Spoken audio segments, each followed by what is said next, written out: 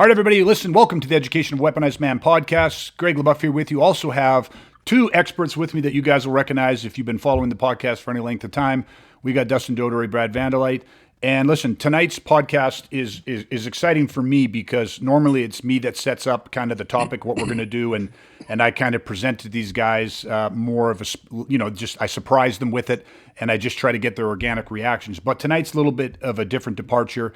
I sent each of them just a request, and that was to come up with two things that every man needs to know to be able to protect his family before he can actually become the protector for his family.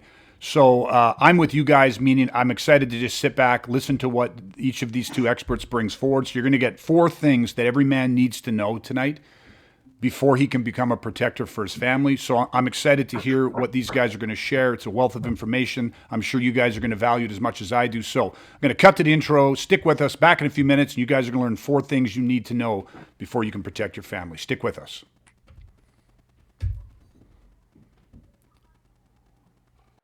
Greg LeBuff, and 30 years ago, two things happened to me that forever changed my life.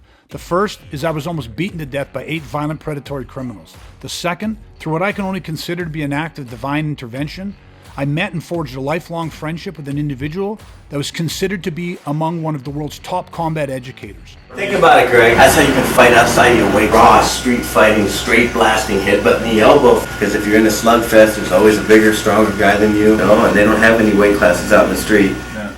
Not only did this individual share with me the strategies, tactics, and tools for how to actually protect myself and my family from violent predatory criminal assault, but he shared with me the insight, the knowledge, and the mindset of what it actually takes to become a modern day protector.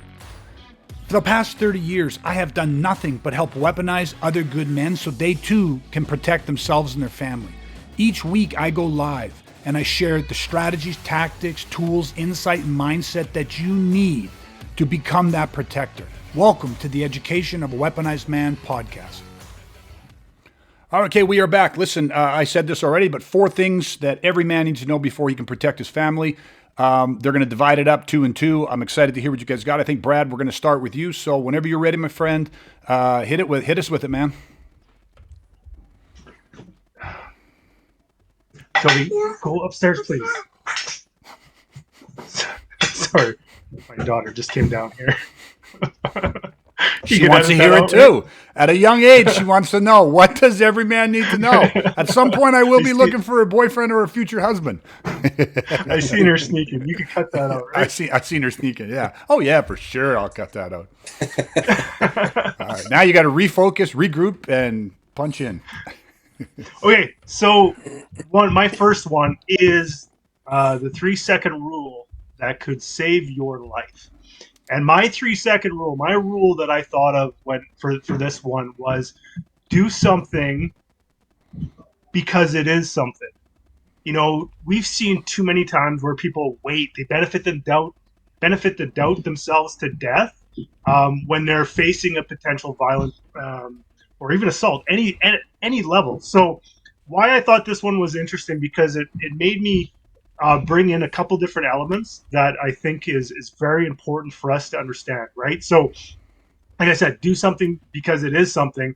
And that brought me to instantaneous, decisive action, right? That's like within the 3 seconds. Because here, in the reality is we're out living our life, we're with our family, we're doing whatever it is. If we feel or if we get that sense that we're in danger, 100% we're going to have that feeling. It's going to hit us on the emotional system first. So for me, I'm just like, okay, we'll do something because it is something. Take an instantaneous, decisive action, right? Now, it doesn't matter how big or how small that action is. You're taking an action. That action could be you're in a restaurant with your family and you change the way that you sit in your chair. That could be an instantaneous, decisive action because you've perceived a potential threat. Instantaneous, decisive action, right? So that was something that would be on a little bit of that smaller scale that you could do. But what's something bigger? Okay, let's run the same scenario. Is like, well, get up and leave. That would be a bigger action. Take your family, tell your wife or whatever the situation, to get the kids out, get to the car, and follow the protocol of your egress that you hopefully have set up with your family. Um, but that could be a bigger action. So one of the things that um, made me think about, okay, so that's all fine and dandy, but how do we do that? What is it that's going to allow us to, um, within like a very quick period of time, let's say 3 seconds, that allows us to take an instantaneous, decisive action? What is it? How are we moving about our lives that allows us to do this? So, one of the things that I want to put down range for you in terms of terminology is a threat based perception of the world. So what we have is we have Cooper's color codes. I'm not going to go through the whole color codes, but I want to set up like the first, I'll set up the first few for you. We have condition white, and condition white is no situational awareness, um, not paying attention to your surroundings, 60 to 80 beats per minute, super relaxed, nothing, you're just oblivious to anything that's happening around. And then what you would go to from that next tier up is condition yellow. This is, 80 to 115 beats per minute. And this is where we could exist in this threat based perception of the world. Your head's on the swivel. You're paying attention to what's around you and your surroundings, because if you don't have this threat based perception of the world, if you're not paying attention to the environment around you, and a threat pops up, and you are on the receiving end of that in an oblivious, condition white, unaware of anything whatsoever, that's going to hit you, and that's going to hit you really hard if that pops up in your space and that threat engages you, and now you're 100% put on your heels, you're reactionary, and that's going to be a very hard place to take an instantaneous decisive action, right? So for me, again, like just reiterating it, it is the power of having that threat-based perception of the world. Now, one thing that I want to caveat this with, because this is a comment that we get all the time, it's like, oh, you're fucking paranoid. It's like, no, I'm not paranoid. I'm just a person out there existing, living my life, and I this is how I operate. I'm not like scared to go do things. It actually is the opposite of paranoia, because I understand that if there is a threat, that this is a part of the world that we live in, especially now more than ever. That if I encounter a threat, then I have my protocol and what I'm going to be doing for that. So just to do a quick analogy that would kind of tie this together, is think of a well-trained um, drug dog, right? Well-trained drug dog is just kind of out living its life. Well, obviously it's a working dog, so but just enlighten me or entertain me for this analogy, is the fact that a well-trained drug dog is just a dog until it sniffs out something that it has been trained to sniff out. And then once it sniffs that thing out, once that scent crosses its path, that dog is going to change its state. That dog is going to start putting attention to that direction of that scent. There's no different for violence for us. If we are just out living our life, we have a strong condition level, a strong threat-based perception of the world, and the scent of violence crosses our path, that allows us to take an instantaneous, decisive action, right? Within a matter, a fraction of seconds, that is going to help us increase our survivable outcome, because that action could be, okay, this is serious, we perceive it, and we could leave. Or let's say that maybe it just warrants giving more attention to that threat. So that's kind of where my first rule that I think that could save people's lives is, do something because it is something. And like I said, that something doesn't have to be massive. It doesn't. But it has to be something, because we don't want to benefit the doubt ourselves to death. So that's my first one. Perfect. Yeah, I love it. And again, something simple that people can do in a matter of a few seconds, right? Just awareness, control follows awareness. I love it. All right, Dustin, let's share your first thing that you believe every man needs to know so he can protect his family. Yeah, so mine was, the most common self-defense move that might get you killed. And so when I kind of sat back and thought about that, I'm like, okay, well, like, what is the most common self-defense move? Because I'm like, obviously we have a massive bias because we weaponize, we've been training this for decades. So I had to kind of just really stop and try to be uneducated, or at least uneducated, untrained in the way we train. And so I'm like, yeah, okay, what is the most common self-defense move? And right away my head went to like, well, is it jujitsu? Because social media is like absolutely flooded with jujitsu nowadays. And I was kind of like, yeah, I'm like, I think a lot of people might answer, like if you just asked random people whether they train or don't, what's the most common self-defense move? I think you'd probably get a lot of different answers. And I'm like, it could be many things. But then the more I thought about the question, I'm like, I don't know what the most common answer would be. I'm like, but I think I know the most common response. Meaning, what would someone actually do? Not what would they say they would do. And at the end of the day, I'm like, it's North America. We're headhunters. It's a punch. To me, I'm like, it's got to be the punch. And I think too, it's like if somebody wasn't looking for a fight, they're not out looking for trouble, they're just out living their life, and they were attacked, they're assaulted by a violent criminal. I think the default reflex for most people, it's going to be a punch. And so I'm like, okay, that's kind of step one. What's the most common self-defense move? I'm like, I'm going punch. I think that's reasonable. And so then I kind of asked myself, okay, what's the downside to that? What's the downside of a punch? And so I want to address the actual tool first. That's not actually the problem, but I still want to touch on it because I just think it is so, so common. People, what is people's reference point for violence? Which really, for a lot of people, it's not a reference point for violence. It's a reference point for fighting. And people's reference point is boxing. Am I frozen? We're good. No, you're good. Yeah. No, you're good. Okay. Okay, sorry, my video froze. So it's boxing, it's mixed martial arts, it's Hollywood movies. So again, I think just the punch is just so dominant. And so if we look at the actual tool, I'm like, well, number one, like a fist isn't even made to do real damage. It's probably going to do more damage to you, the guy throwing the punch, than the person getting hit with it. Knuckles are getting driven back into your hand. You're breaking fingers, everything, breaking metacarpals. I'm like, you look at boxers. I'm like, what do they do before they put their gloves on? They tape the crap out of their hand and wrist to try and build a support structure so they don't shatter their hand. So I'm like, okay, so the tool sucks, first of all, right? So a punch is a terrible tool. You look at people's capability to actually deliver a punch, and I'm like, most people can't punch. Most people don't have the attributes, placement accuracy, weight transfer, follow through, like all these different things that are required, the attributes you actually need to throw a proper punch and actually hit someone. And as I thought about that, I'm like, okay, I'm like, interesting. I'm like, okay, MMA, pretty popular, obviously a ton of striking in MMA. So I was sort of curious. I'm like, oh man, I wonder how many MMA fights are actually won with a punch. And so I just like asked AI, I'm like, we have it, let's use it. And I don't know if it's accurate, it doesn't really matter, but according to AI, about 12% of fights actually end in a knockout. Not a technical knockout, but an actual knockout.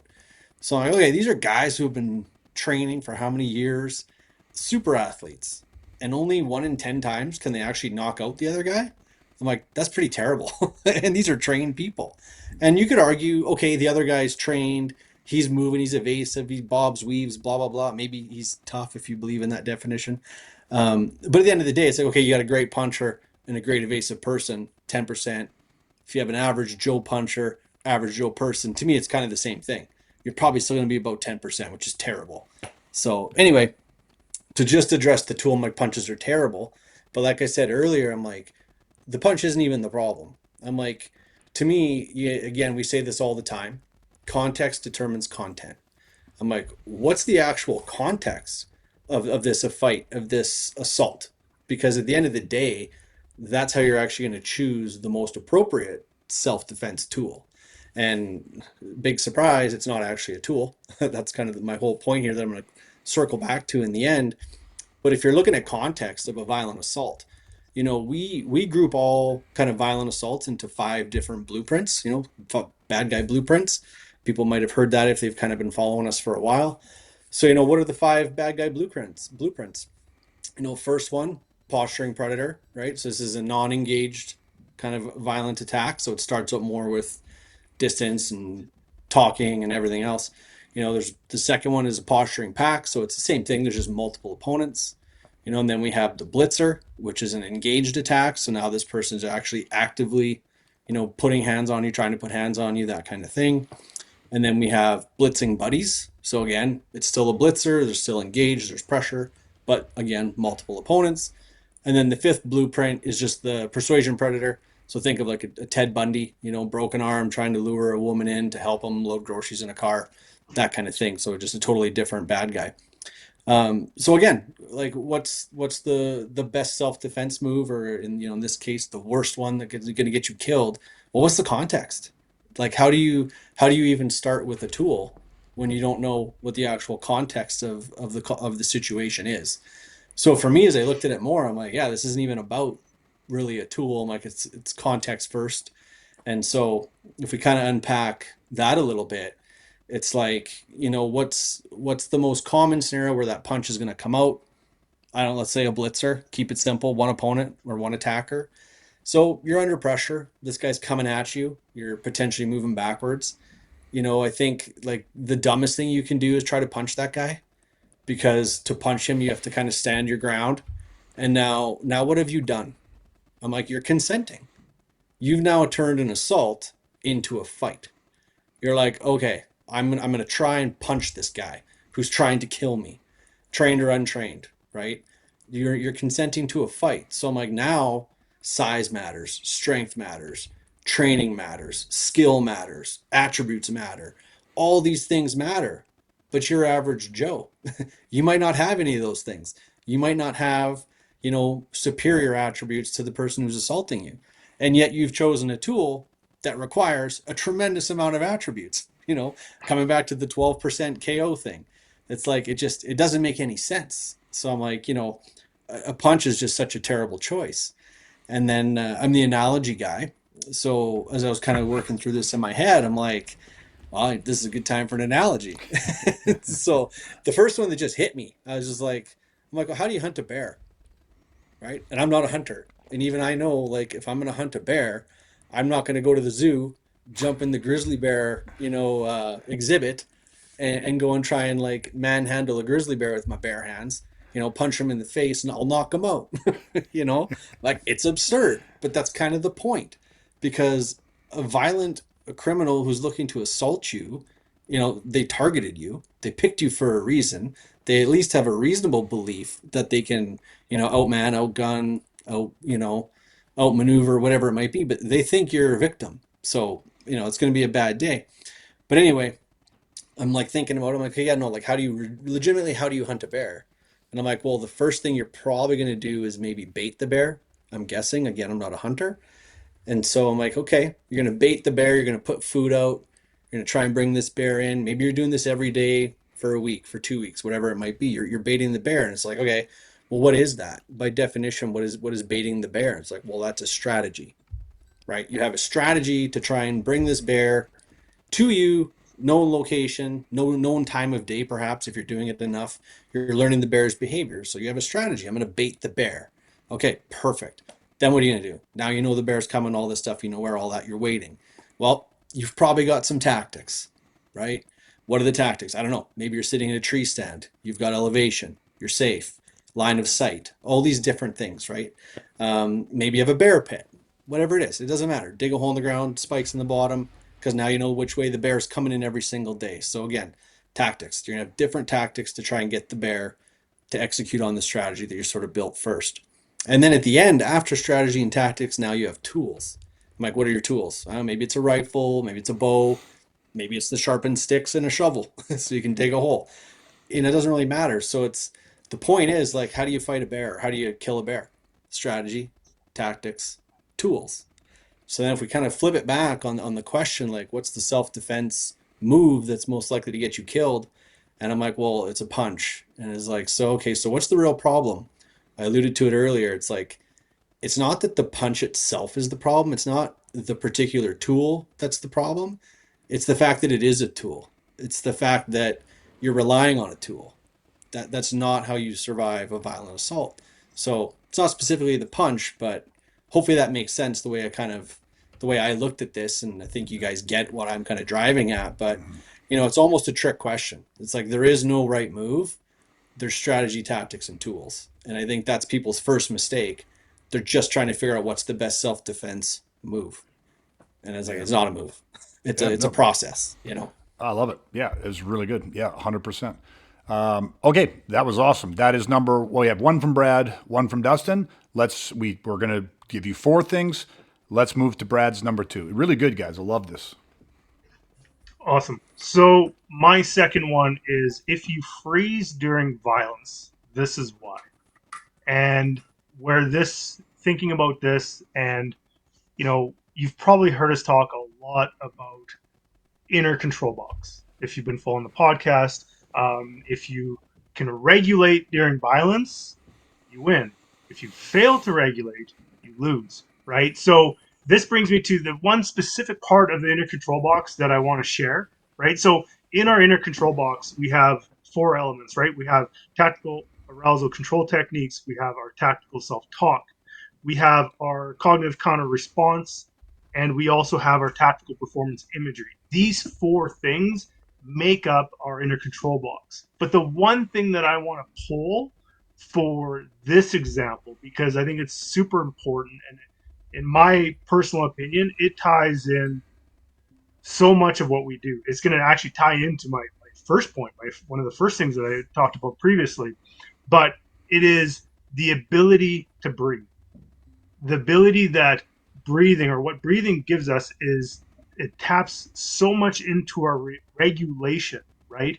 And why this is so important, because why I believe people freeze is because at the end of the day, they are overwhelmed by what is in front of them.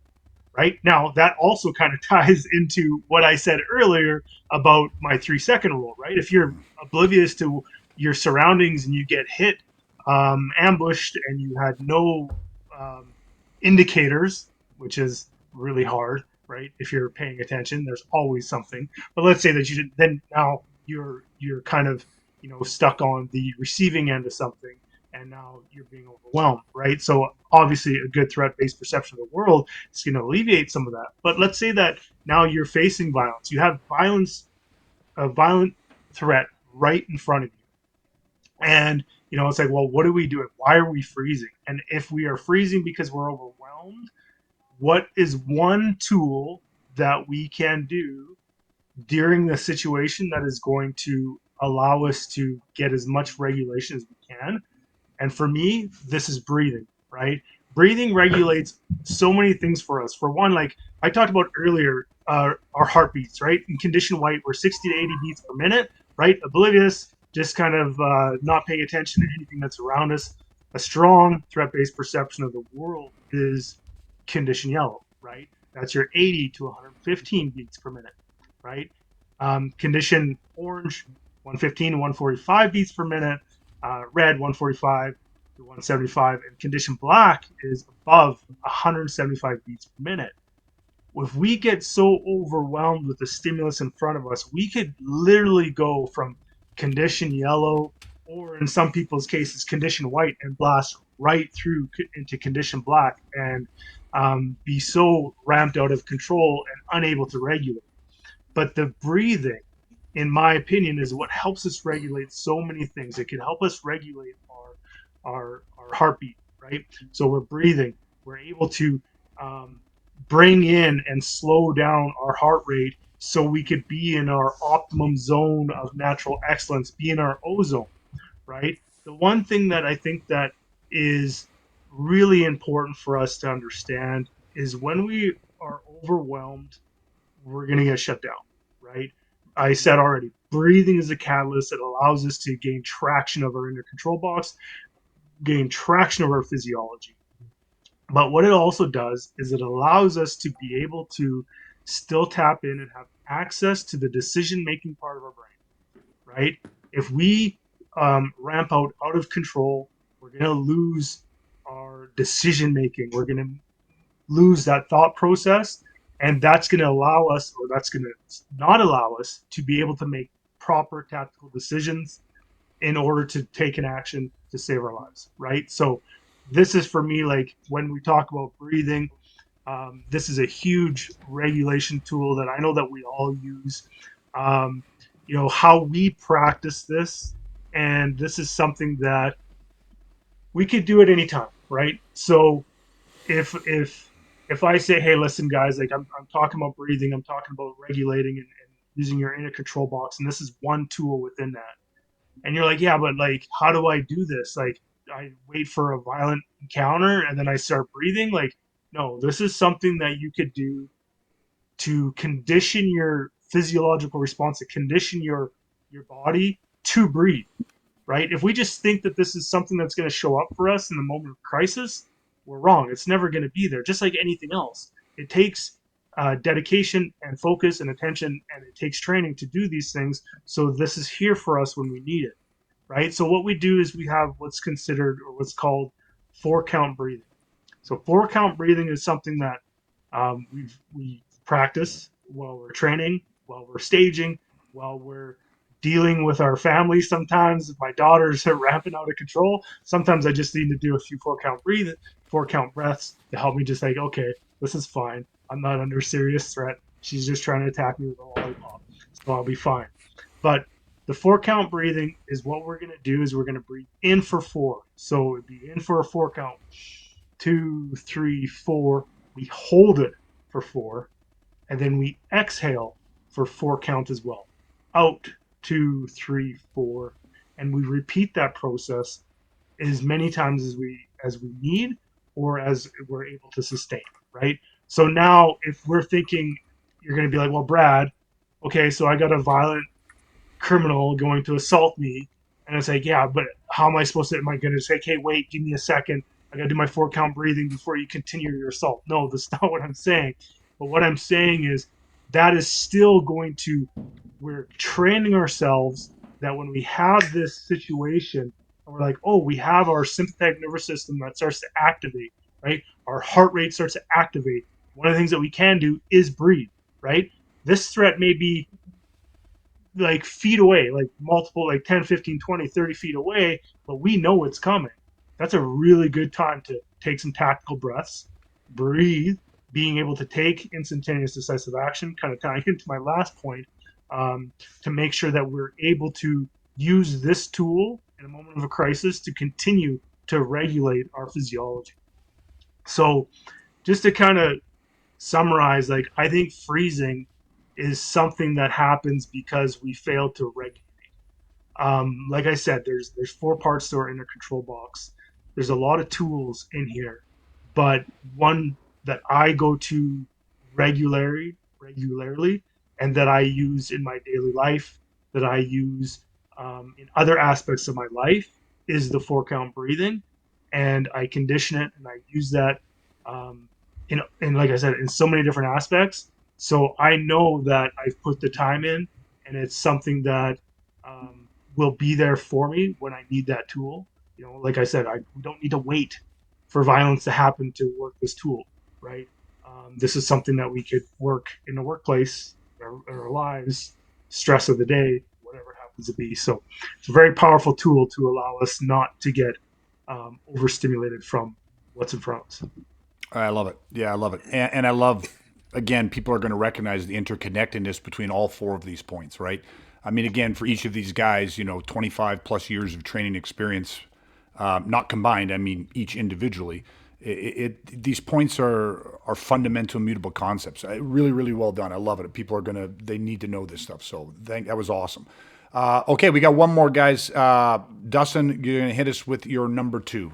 Let us know what it is. Yeah. My second thing was, what's the one thing you should never do when somebody gets up in your face? And to me, this was instantaneous. Like, well, never posture. If somebody gets up in your face, you should never posture back. And now, some people might know what that means. Other people don't. So, like, let's define that first of all. What is posturing? Back in my first one, I touched on the bad guy blueprints. The first one was posturing predator. Second one, posturing pack. These are the bad guys. This is what they're doing. This is them getting up in your face, talking shit, screaming at you, yelling at you, whatever it is. They're essentially trying to intimidate you, right? We call it posturing. And what they're trying to do is they're trying to get you to submit so that they don't have to take things tactical, physical. They just want you to give in. That's an easy day for them. If they're looking for your wallet, they threaten you, they try to scare you, hoping you'll just give in and hand them the wallet. Okay, again, easy day. They love it. So what's the one thing you should never do in that situation? Never posture back, right? The reason they're posturing that status, display, profit, damage limitation. That's what they're looking for. It's really easy to get sucked into that. I think again, a lot of it has to do with our environment. It's the way we grew up, at least in our society. It's what a lot of people's fathers told them. It's what the movies tell them. It's what all the badasses, today it's John Wick. When we were kids, is John Wayne and, Batman and all that stuff. Like, you didn't back down. Like, don't be a pussy. Like, how many times did you hear that growing up? Do you know what I mean? So we've been programmed to posture back.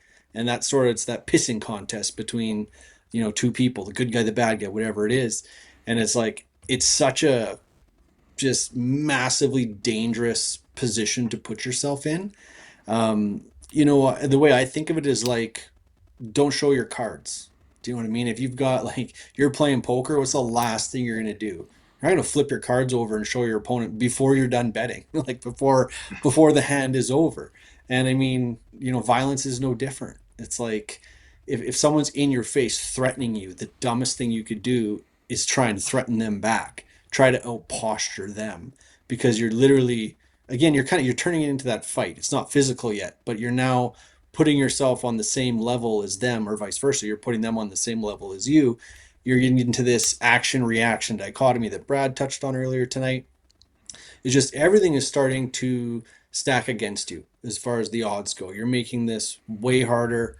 You're assuming way more risk. Like you can do that and try to out intimidate this person. But again, like I touched on earlier, it's like, but now again, all those attributes matter. Size matters, strength matters, skill matters, age matters, health, like just VIPs. Do you have people with you? Like, all this stuff becomes super relevant the second you decide to square up to someone and try and posture back and get them to back down. I mean, don't forget, they chose you, right? We're not out looking for fights. We're out living life.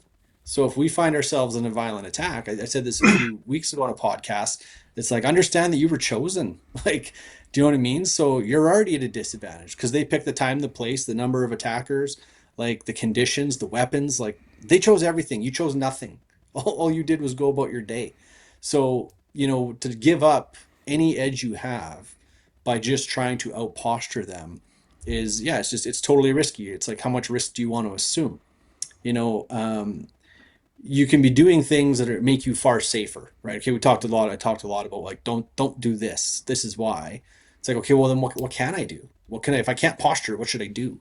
And obviously it's not a training program tonight, but just to kind of start to throw out concepts to people that get people starting to think. And it's like, okay, well, what do we do? Well, physically, what are we doing in this situation? If we can't puff the chest up and start screaming back and shoving, it's like, well, what are you doing?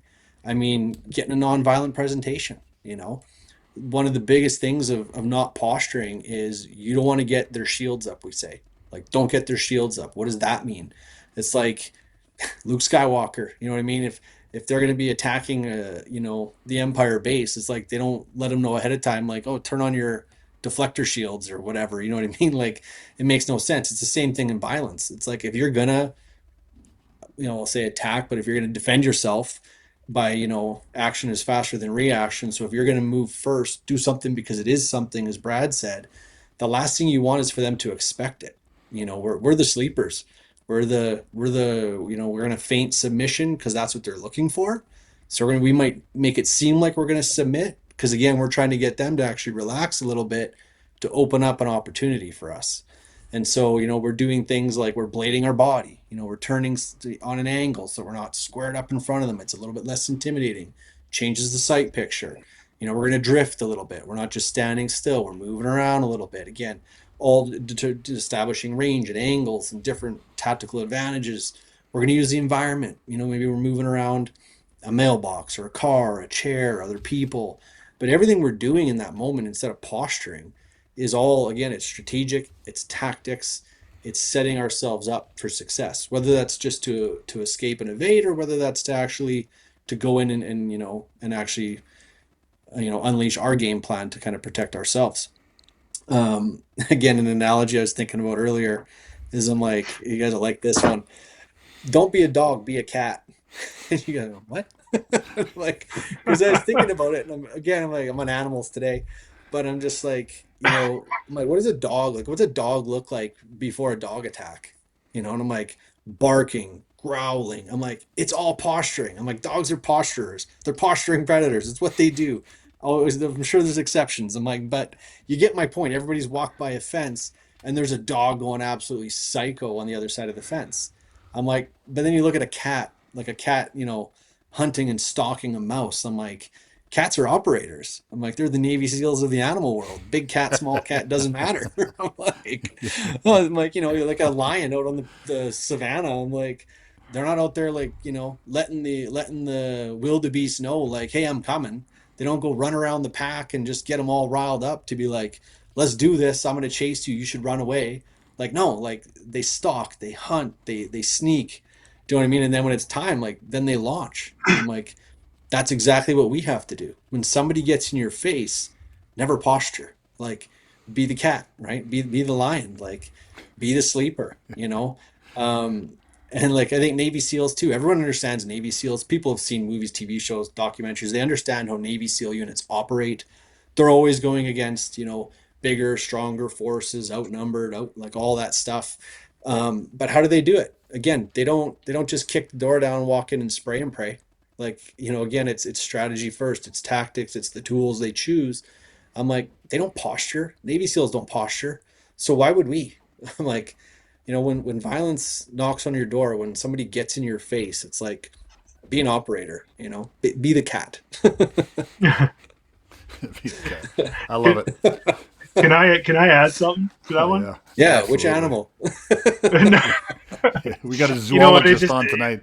it made me think because I like one of the things when you're talking really made me jump into like having those shields pop up because we talk about that all the time because you're like, well, what the fuck? But then you start adding those two elements together, right? So it's like you posture back, now you put their shields up, and then also if that's all you had was posturing, and now their Yeah, shields are up and they were assaulting you, you're like, oh fuck, like now what? Now what are you gonna do? No, like if posturing was it, you played your cards, yeah, and yeah. like now you got nothing left. It's like, bro, like you're gonna be in some serious trouble. So yeah, Yeah. no, I liked it. Yeah. All right, guys. Listen, that brings us to our fourth and final out of the four tips, two from each of the experts. I love it, man. Listen, if I don't want to spend time recapping because I thought you guys articulated them well.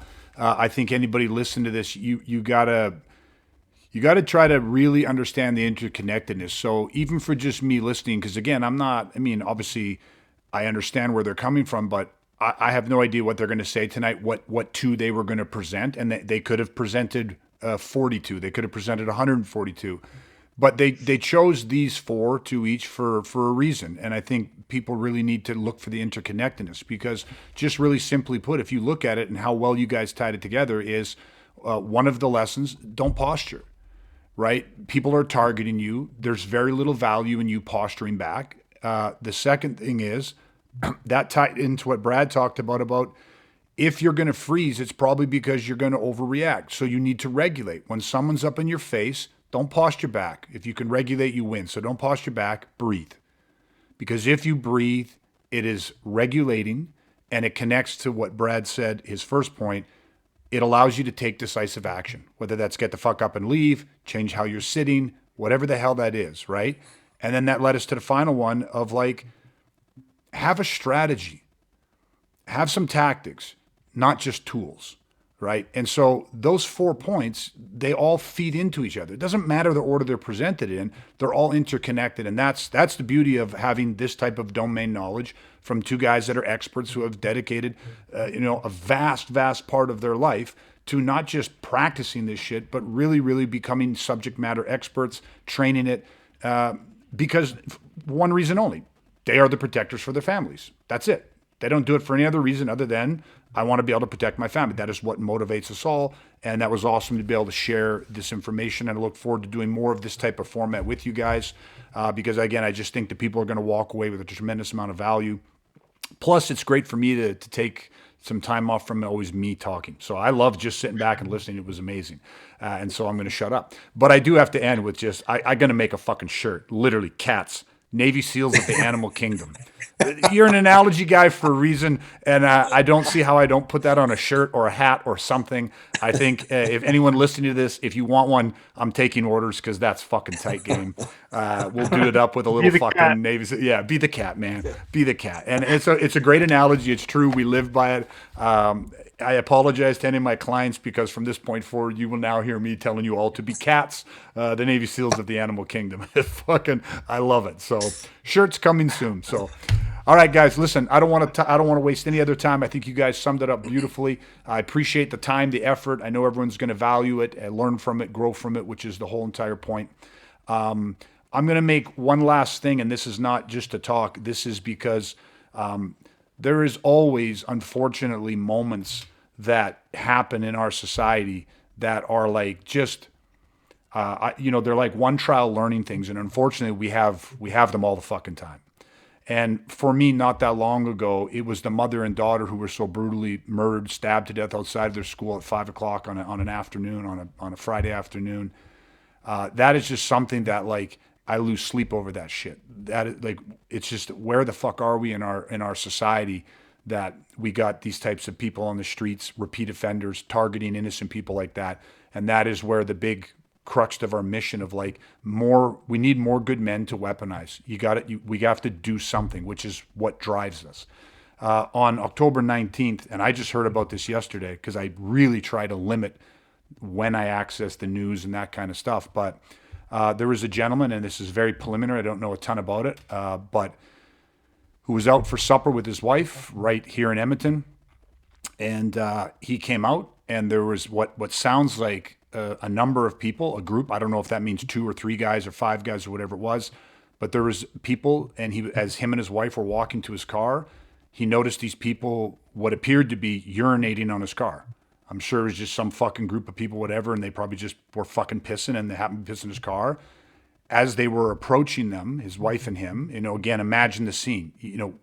It's not like a threat situation. It's a weird, like, what the fuck are you doing? The guy said, "What are you guys doing?"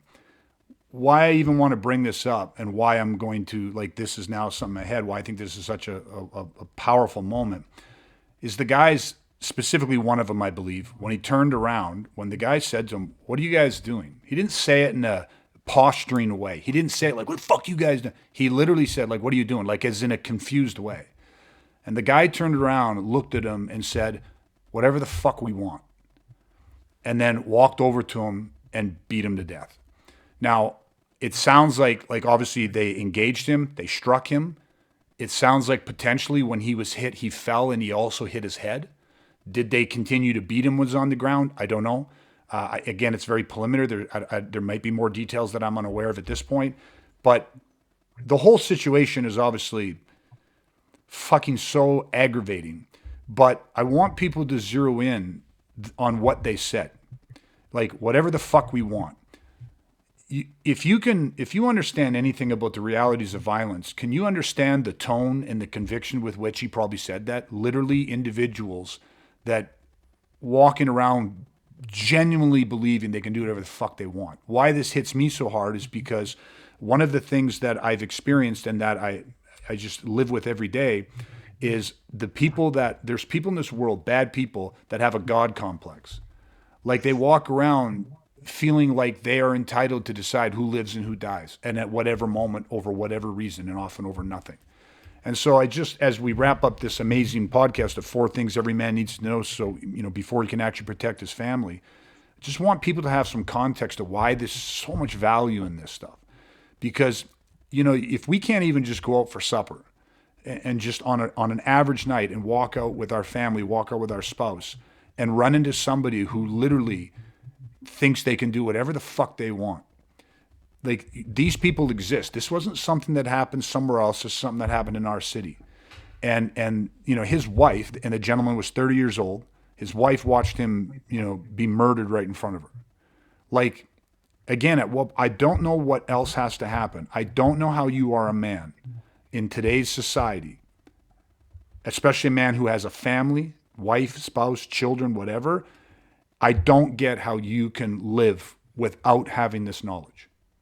because there's no guarantees. Training doesn't give you a guarantee. It doesn't give you some safety bubble that makes you untouchable and immutable from all, immune to all these things. But I just don't get how you live without knowing how to protect yourself and your family, because like that is just, again, to me, it's another crucible moment of like, people need to wake the fuck up. And it's just, it's something that you can read a lot of stories and just go on about your day because you think, well, it doesn't affect me. But this is one of those moments, man. I mean, to me, those words are a call to action. Those words are a threat to every good man out there. Like that is a warning that these people think they can do whatever the fuck they want. There has been an arrest. I know at least one person has been arrested. And if you think that guy will never touch the streets again, you're fucking wrong.